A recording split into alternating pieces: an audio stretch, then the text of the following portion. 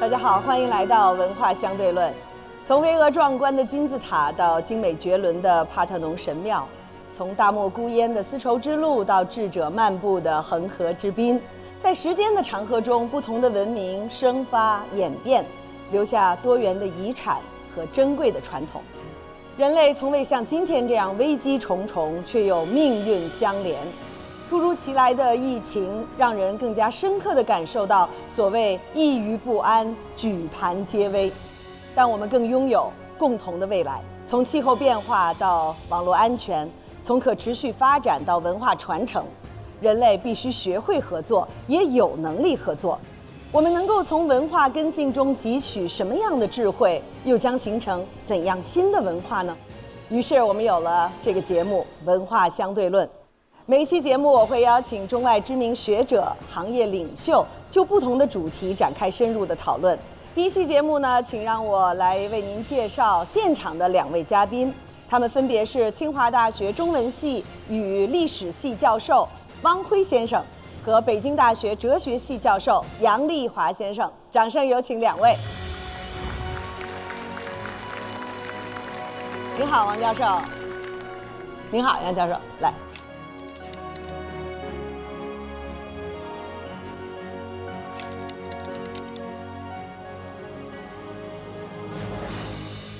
好，我们来介绍一下在国外的2位嘉宾。保罗·肯尼迪教授，他是耶鲁大学历史系教授和国际安全研究项目的主管。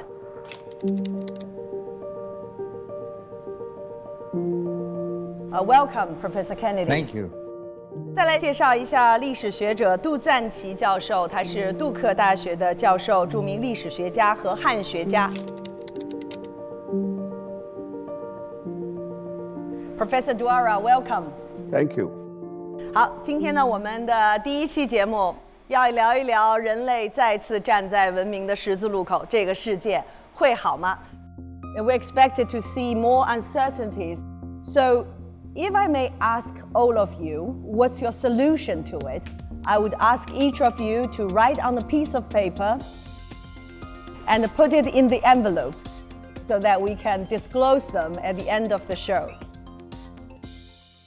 So what are some of the most profound and long-lasting impact of the pandemic upon humanity from your point of view? Professor Kennedy, would you like to start? I think the most profound impact will be a recognition that we cannot deal with transnational challenges such as pandemics by a simply national solution. And therefore, international cooperation and sharing of healthcare information and responses is just as important as attempting to do national responses to ensure the health of one's own civilization and peoples.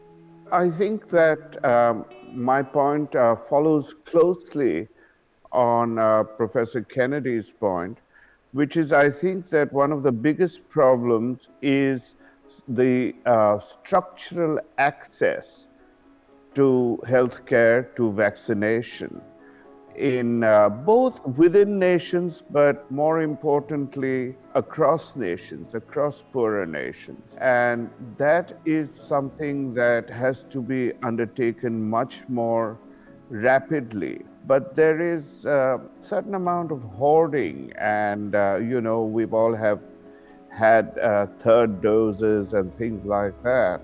I wish there would be more push towards a better deliverance across the world.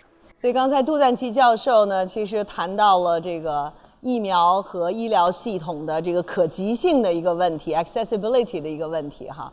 当然，其实疫情带来的冲击绝不仅仅是在公共卫生和健康领域，还有可能更加深远的一些政治、经济和文化方面的影响。不知道汪辉教授，你会特别注重哪个方面的这个观察？免疫和一定的社会共同体之间有密切的关系，它不仅仅是医疗的问题。人类在这样的灾难面前还是非常脆弱的，所以需要社会团结。杨丽华教授呢？对我来说，新冠疫情像一个放大镜，把我们过去几十年、上百年甚至200-300年，人类文明的种种问题都充分地暴露出来，是不是应该反省？是不是我们还一方面在不断地强调着思想和言论的自由，另一方面呢，又在不负责任地在思考？Oh, I couldn't agree more. I think that there is this obvious picture of academics and intellectuals who are discussing the challenges of the world. There is a great sense of unease about change, a feeling that too much change is coming along to challenge the happiness of oneself, of one's family, of one's society, of one's structures. And the professor philosophers and the economists do not have a very good way of linking into the general public to talk about the need of the common response to the challenges which we are facing. Well, thank you for your sharing. 我们在美国和在中国都采访了一些大学里的年轻人，我们来看看他们对今天的这个时代有一些普遍的关注。我目前能想到的基本上都是全球化为我带来的便利和积极的影响，好的影响。比如说，如果我想去另外一个国家旅行和学习，就不会遇到我父辈或者是我外公外婆那辈可能会有的烦恼和障碍。我现在基本上处于想去哪里就可以去哪里，所以有更多的资源。 Globalization, can bring to everybody like a lot of benefits. I'm just hoping that globalization can even out the differences in wealth distribution for everybody. 我觉得就是推动全球经济市场的一个统一化。就是比如说，本来在某一个国家，它只有自己的一个产品在国内流通的话，可能会形成一个垄断。然后，如果就是打开国门去跟其他国家进行一个贸易的话，就会很好的把不管是物价也好，东西的多样性也好，会保持一个非常好的一个状态吧。Is it kind of forced people to open their eyes to what they weren't seeing before, with certain discriminations and different stuff like that. So I think it's gonna progress. 我觉得全球化是双刃剑吧，它的不好的一点就是我觉得是让一些有独特性的行业或者是文化渐渐消失了，因为大家都遵循了一个标准，所以他们就不愿意再花更多的时间、更多的精力去追求自己那份独有的特征，所以我觉得这点渐渐消失的话，会让大家觉得这个世界多元性会减少一些。Well, my next question is about globalization going reverse. The crisis such as 9/11, global financial crisis, and then of course pandemic, has posed many questions and concerns and revaluations of globalization. We were told that our world is getting flatter and flatter, but the pandemic made countries to rely on their own and start to look inward. I remember President of France, Macron, once said that we need independence of France in technology and industry because there was such a strain on medical supplies and then technological supplies and then later the disruption of supply chain.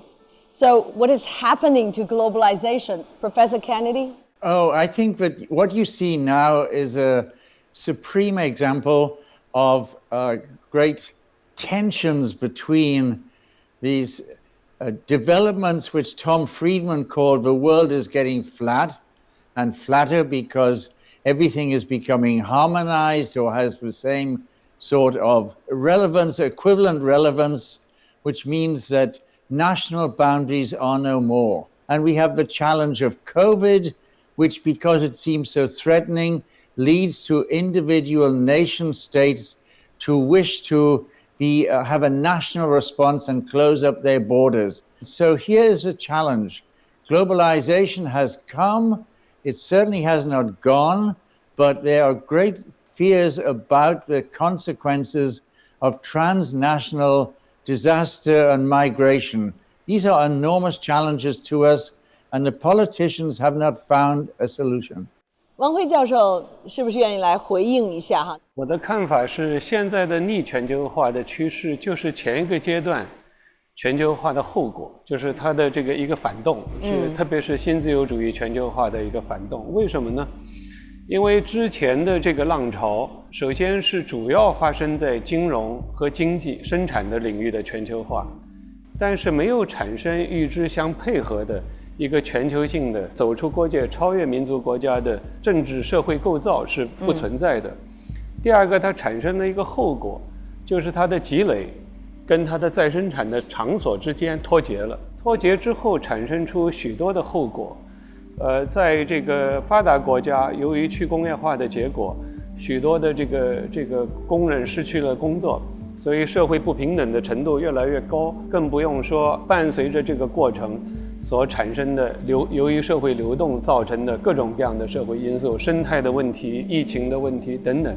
但所有这些过程都并不等同于说这个世界就会完全走向封闭。所以是否依你的这个判断来说，现在既不是一个终点也不是一个可以按照过去的模式无限扩张的一个阶段，而是需要调整和反思的一个阶段。原有的这个全球化的过程是从不平等的积累开始的，因为它技术的垄断、自然资源的垄断、金融的垄断，甚至媒体的垄断、大规模的杀伤性武器的垄断，在这个结构不变化的条件下，全球化的过程也会导致新的全球性的不平等。所以这个过程关键的问题是我们迄今为止，我们还没有看到一个与这个过程相匹配的政治社会过程和文化过程，这个几重关系都没有能够真正的形成，所以需要的是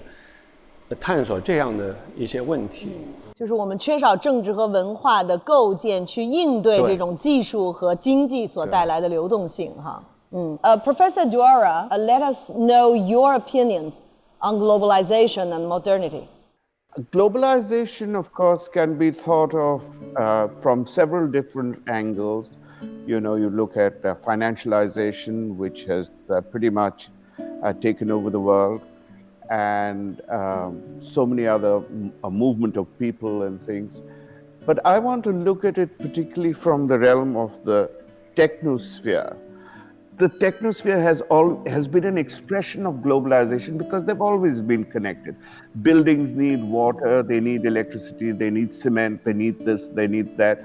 So, but what we see now, I think in this latest turn, is the fourth industrial revolution, or whatever it's called, when machines speak to other machines, right? And so it seems that the technosphere, which was conceived like the hydrosphere or the atmosphere or the cryosphere or the biosphere, you know, seems to have an agency of its own, but it does not, like these other natural spheres, have a negative feedback mechanism.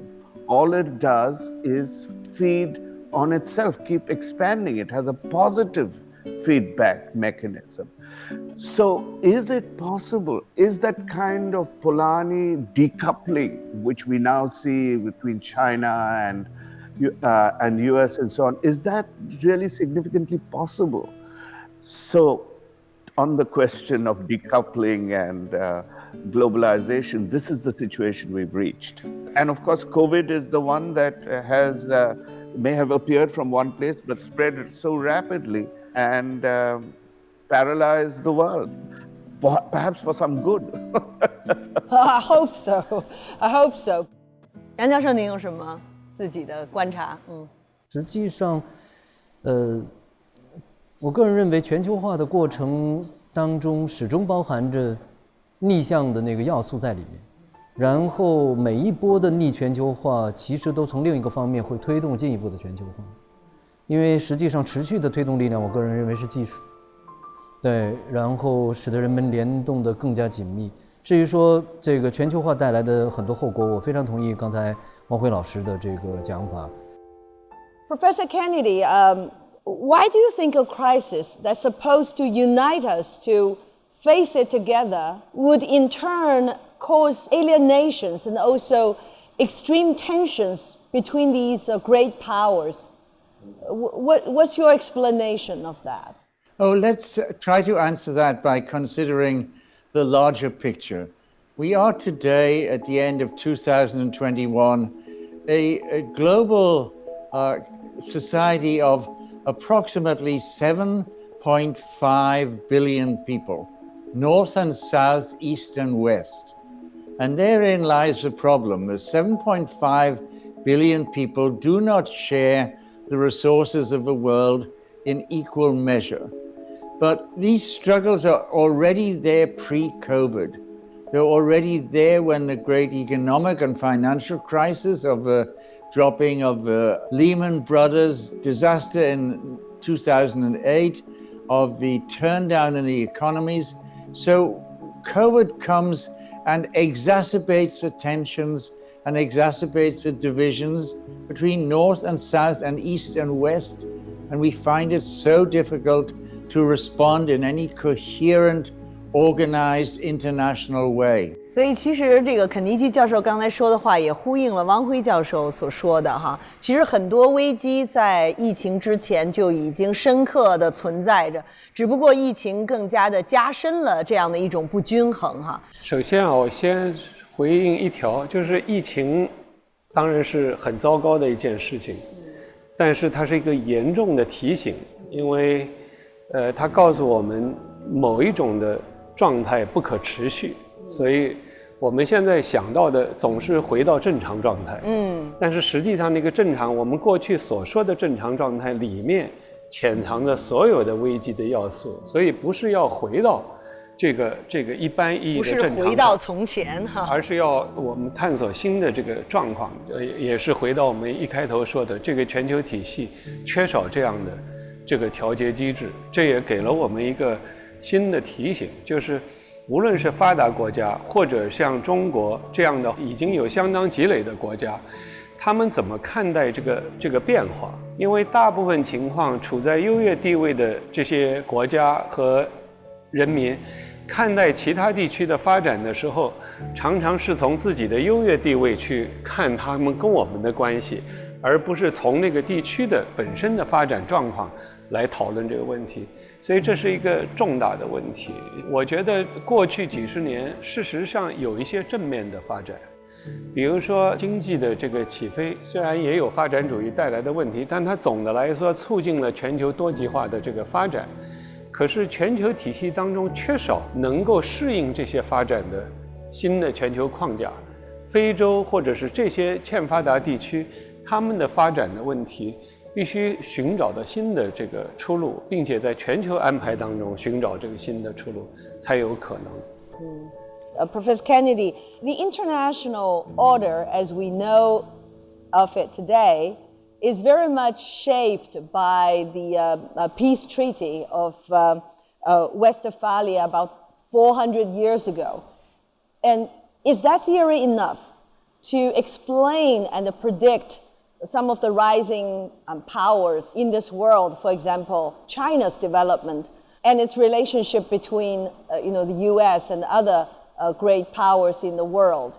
You know, historians and political scientists point to the major treaty or set of treaties that the European powers brought together and signed at places in Westphalia in 1648 and 1659 as being the beginning of an international state system where the great powers agree that each of them shall be recognized as sovereign within their own countries.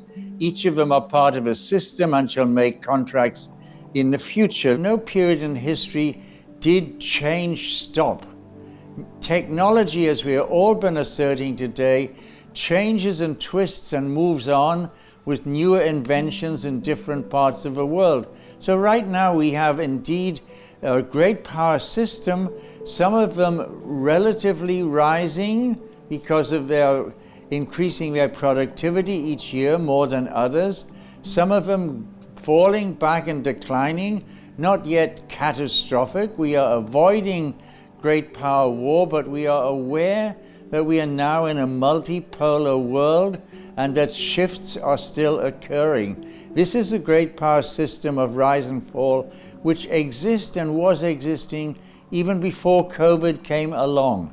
So I would always assume that there will be tensions between a rising power and its ambitions, and its feeling that now its turn has come. It should be treated more equally than when it was a second-class nation, on the one hand, and the tensions of a number one great power and its culture when it feels that it is starting to decline. A great power in decline gets very restive, gets quite jealous, it gets uncertain about itself, it has significant internal discussions about how to reform itself, how to react to the world of change. Some philosophers, some commentators will say change is good, we should embrace it. Many in older rural societies and more conservative parts of the country will react strongly against change, and they will turn to political parties which seem to give them some sort of solace and explanation towards the change which is coming down upon them. 王辉教授和杨丽华教授，我也想问一下，如果用这个基于过去这个威斯特伐利亚系统的所谓的国际秩序、民族国家的兴起和彼此的势力均衡来解释今天的国际局势，是否能够足够呢？或者说这样的一种理论和解释方式，能够来充分的让国际社会理解中国的某种独特性吗？威斯特伐利亚体系所创造的形势平等的这一套论述，并不能够描述实际的国际关系。就像刚才肯尼迪教授所说的，这个背后这个大国和霸权国家永远处在主导的地位。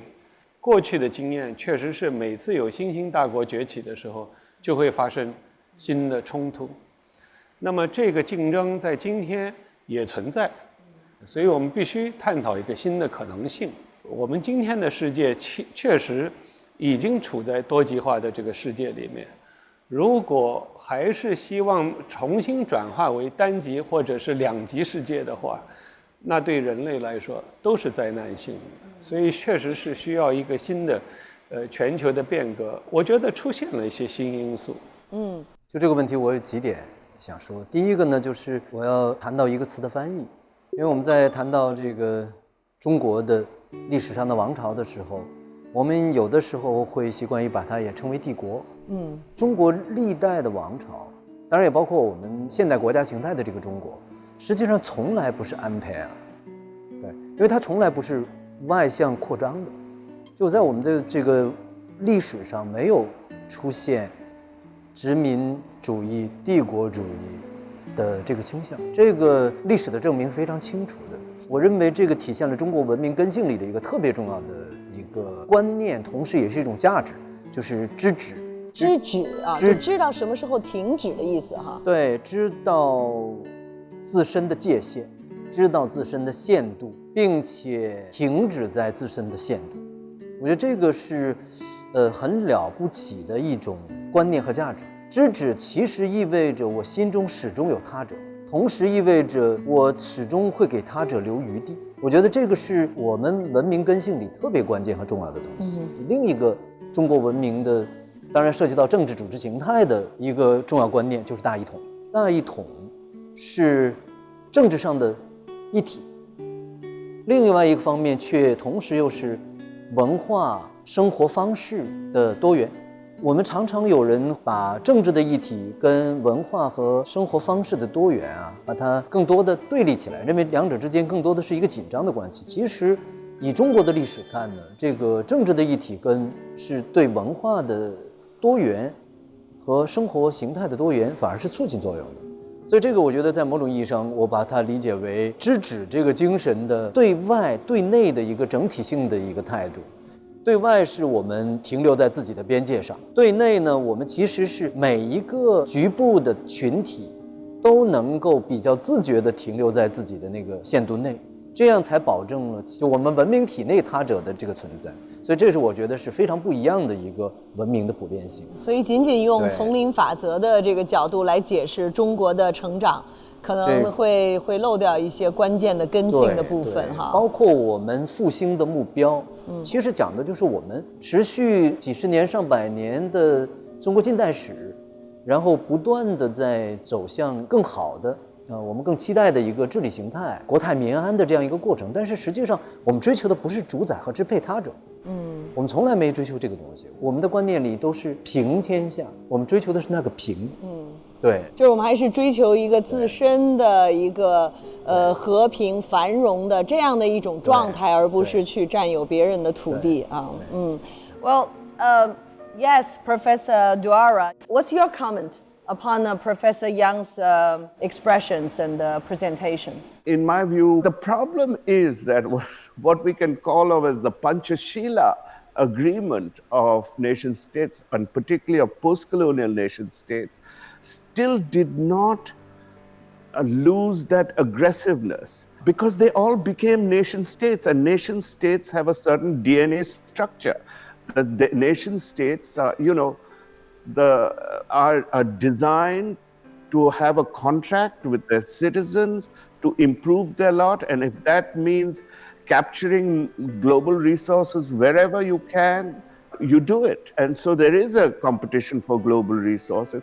And there's the other thing about nation states. Nation states are very territorially exclusive, right? So, and very protective. And very often when you see wars, you see them over disputes over territories, right?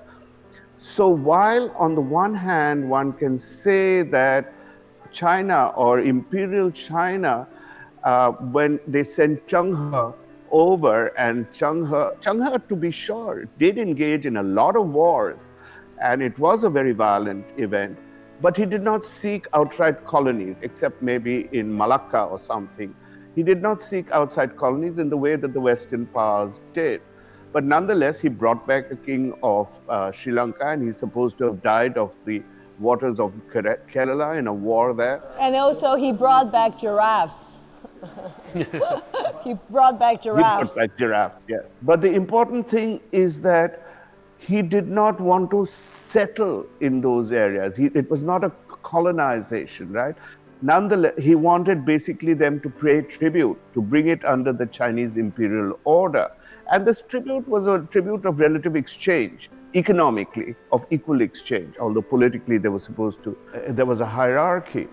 Now, I want to say that in the modern state system, there is a fair amount of aggression that comes from the self-understanding of our security, right? So I think that the problem of aggression, which is central to the DNA of nations, does not disappear, even though the conditions of Westphalia have changed considerably. I'll leave it at that. Thank you, thank you. 但是从中国文化的根性上来说，刚才我们说到，它并没有主动的去摄取海外的殖民地或者这个领土。从文化观念上来说，是不是它也不是太强调要去改变别人的思想，或者是把自己的价值观来赋予他人呢？对，有一个讲法呢，就叫异类俱存。就是我们的历史上的哲学家郭象讲的，你如果用一把尺子去衡量所有的，那就导致的结果是异类就不能俱存了。而我们的目标是异类俱存，就是所有的共同体或者文明体，它能够保持自身的一致性，然后同时呢，它只要能够制止，那实际上你没有影响我，我干嘛非得要求你跟我一样来生活呢？所以这个实际上是中国文明的这个特点，就是我们确实没有习惯要求别人跟我一样，我们确实没这个习惯。亨廷顿呢曾经提出一个非常著名的理论啊，叫做文明的冲突。我不知道各位嘉宾如何看待他的这种理论，年轻人们又是如何看待的呢？我们来看一个小片。I kind of think it's inevitable. I kind of feel that things are starting to go up to a boiling point between the superpowers. And I mean, we've seen this before in history. History repeats itself. 我个人觉得没有，因为我觉得战争太贵了，没有人会就是如此的愚蠢。 But I feel like when it comes to country, people to people, there's no conflict there. Like, what problem do I have with, any people anywhere just because my president has problems with their president? Like, who cares? 大家其实都是想以经济发展定胜负嘛，对不对？他们不会说是 OK， 我打仗把你打赢了，我就能超越你怎么样，而更多是经济上这么一个较劲。我觉得这样也是有好处的，对吗？也是有竞争力的这么一个全球的环境。Well, I hope not, because if that happens, it would be the end of times. It would be over for all of us. So I really hope not. Well, Professor Kennedy, we used to have a saying that so long as our economies are more intertwined, interdependent of each other, then we can effectively avoid conflicts. But then, recently there are scholars who compared the situation with the situation before First World War and warned about so-called sleepwalking into a conflict. What's your comment, and how do you think the big powers can avoid direct confrontations or disasters? So here is the contradiction in the relationship between these nation states and national economies in the world we live in of interconnectedness. How does it go?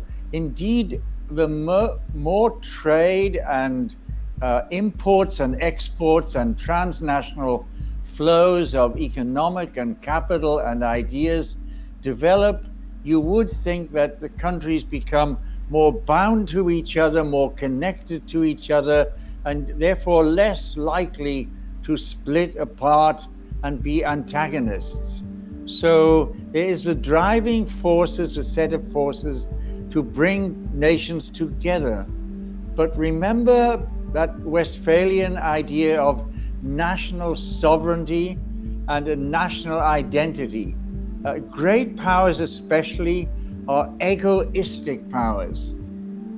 They do not think anything can be above them or control them, and therefore if another great power seems to be something of a threat because of its military developments, because of its movement of troops and ships, because of its unusual activities in another part of the world, then these egoistic national entities begin to be suspicious.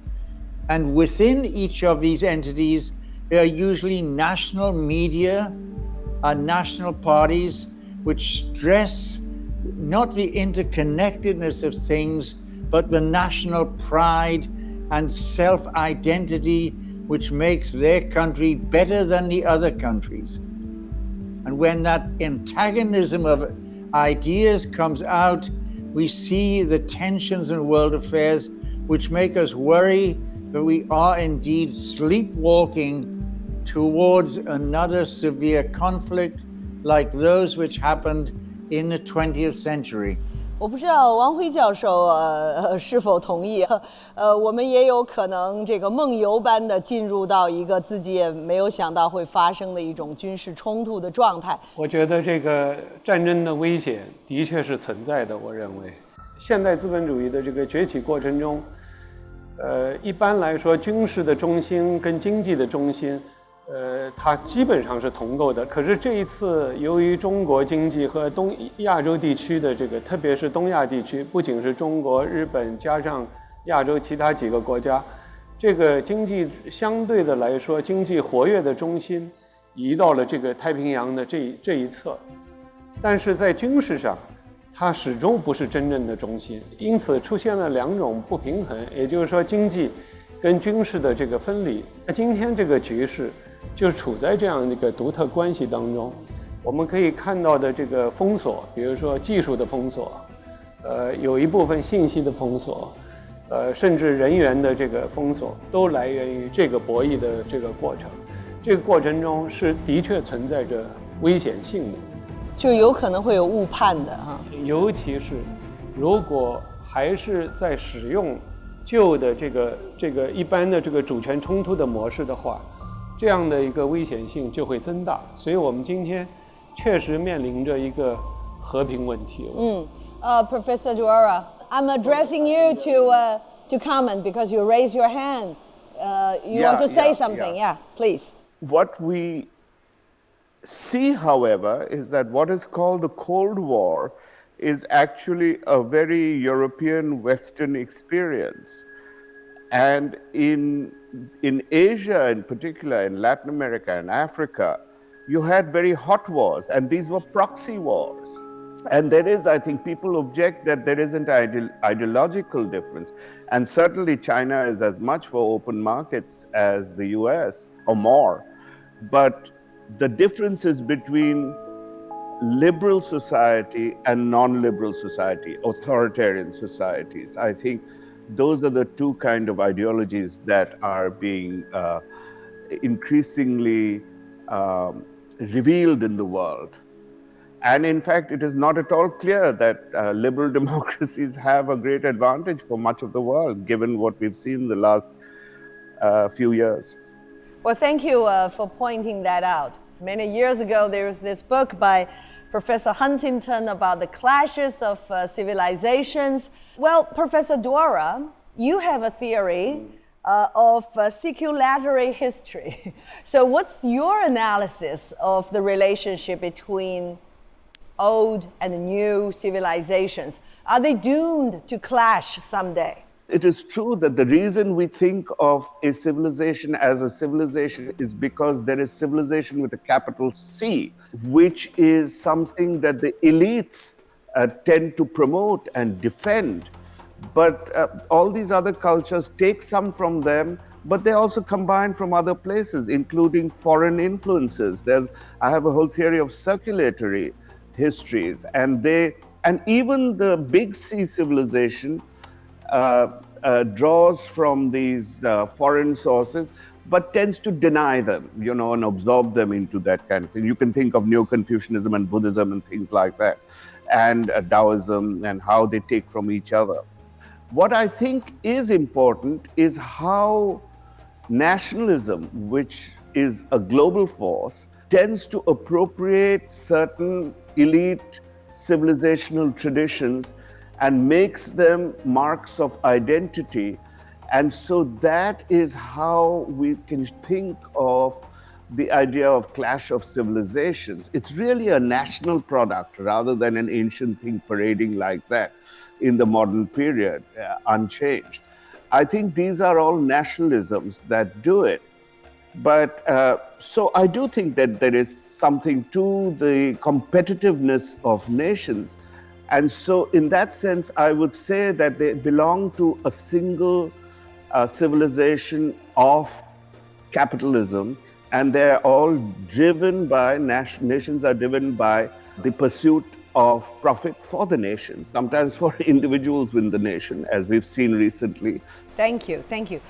我觉得杨教授可以回应一下哈。所以您对这个亨廷顿教授说的这个文明的这个冲突，您有什么样的一些观察？实际上，就中国的这个文明的这个形态来说，它从来都是跟它的政治共同体的形态是结合在一块儿的。这个可能跟中国文明根性里的又提到根性的问题。根性的问题。中国文明根性里的对政治的秩序的某种诉求和理解有关系。当然，你要说我们学者们认为文明应该冲突，我觉得这个我们不大会这么想。也同意刚才那个 Presenter Dwara 教授说的，国家跟其他因素之间的这个关系问题。我在这特别要说的就是，当我们讨论文明冲突的时候，常常是因为我们自然的使用19世纪以来所经历了种族化和民族化之后的这样的一种文明的概念，使得文明内部的多样性和复杂性和交流性反而被排斥出去。所以这样的一个文明概念本身要重新讨论，这是我想说的一个问题。第二个问题跟这个刚才的讨论也有关系，也就是说今天冲突的性质到底是什么呀？因为亨廷顿当年是在冷战结束的背景下提出这个文明冲突论的一个下一轮的这个冲突，可是我们多少能够看到现在的冲突的结构。我们比方说中国常常被看成是一个社会主义国家，社会主义国家更强调意识形态，但在国际关系领域当中现在的美国和西方国家对意识形态的重视超过了中国。在中国国际领域里面，中国常常说不同社会制度、不同这个都可以共存，反而是这个在另外一个世界里面讨论自由民主的这个讨论当中，反而变成国际关系的一个新的凝结点。这个是到底是意识形态冲突还是文明冲突？这也可以认真的思考。也就这一套意识形态冲突背后到底有没有其他的文明要素？这个也可以去讨论。再一点观察，就是因为我们前面讨论民族国家、讨论文明冲突，觉得非常难以解决的一些问题。但是的确，我们可以去寻找这个发现我们不同的国家、不同的人群共同面对的基本问题，从那儿出发去思考这个世界，而不只是从这个比较外交、军事这个角度去思考，有时候是一个新的出路。我其实接下来想问一下我们的各位嘉宾啊，从不同的文明的角度出发，从历史的角度，大家能够找到一些什么样的智慧，可以对于今天人类面对如此错综复杂和多元的挑战，能够带来一些解决之道呢？ Costa Rica, this lovely example in Central America, also many years ago decided to give up its military so that it can have the resources better used to help encourage all in the society to raise themselves up to a level of their own expectation. My question would be, therefore, can the Costa Rican example also be replicated with a giant, much larger country is so great? Thank you, thank you. We need idealists to be realistic in solving problems. Well, if doesn't have anything more to add, this is the moment that I hope all our guests will open their envelope and try to unveil their tips to the future. Yes, Professor Kennedy, what is in your envelope? Yes, so I said in these times of great challenges and troubles, it is good to stay pleasant, cheery, and yet firm. Wonderful. How we hold ourselves. Still have hope, right? Be optimistic, but then firm. Cheerfulness, but firm means we have to take some very solid and concrete decisions in order to get a better world for ourselves. Thank you, Professor. And then Professor Dora. Yeah. Your envelope is the biggest. Yeah, but my comment is very short, is very practical. Let me read it out. Global regulatory agencies need to be more robustly empowered and responsive, not only to nation states, but to cross-national civil society associations and professional scientific organizations. They are needed to rebalance the interests of powerful nation states and multinational corporations. 也看一下杨教授。我这个就非常简单，就是一行字，思想的责任。我觉得对我来说，今天根本问题还是都在思想，因为我们的实践还是由我们所根本上相信的道理在引导的。那么，所以知识共同体或者思想共同体应该更面对现实、更负责的、更审慎的思考。我觉得一个思想者应该意识到自己的言说、自己的思考，从来都是要承担责任的。我用了4个句子，一个是齐物平等，杨教授肯定了解，齐物是庄子的想法，平等是佛教的想法，把齐物和平等结合起来是章太炎的想法。其实是第一个以不齐为齐是多样性，对多样性的承认；第二个是把这个多样性跟平等结合起来，而不是把多样性和平等对立起来，这是他的另外一个辩证的观点。第三个是试图解决人和物人和人之间的这个关系，不驱除这个完全自我中心的命名式的占有式的这个关系，我觉得是一个宇宙观，也是一个世界观。第二个，我用4个字叫陆带廊桥。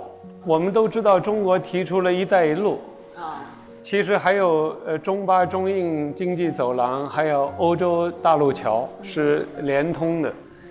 不过我在这儿说的并不是中国的一带一路，而是说在这样的一个全球联通的计划当中，这4个字代表着一种世界观，是把世界相互连接起来，而不是把它割裂统治起来。第3条当然是命运与共，因为我们面临着共同的挑战。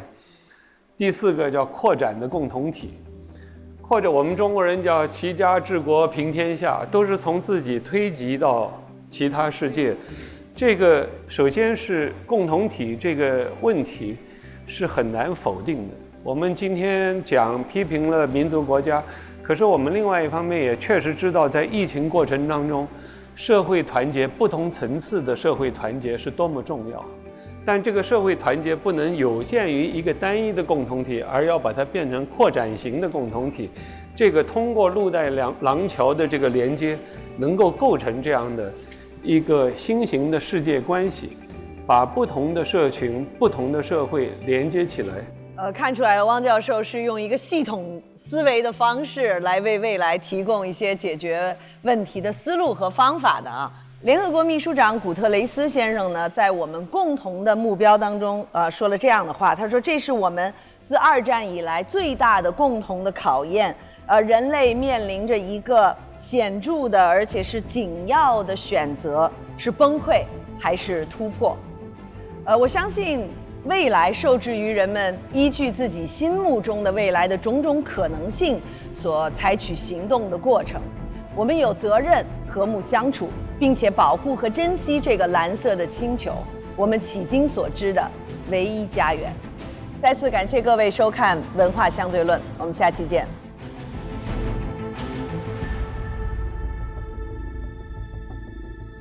文化相对论当中的相对一词有2重含义，一是每个民族每个国家有自己的文化根性，二是我们的交流互鉴能够彼此启发并且带来合作。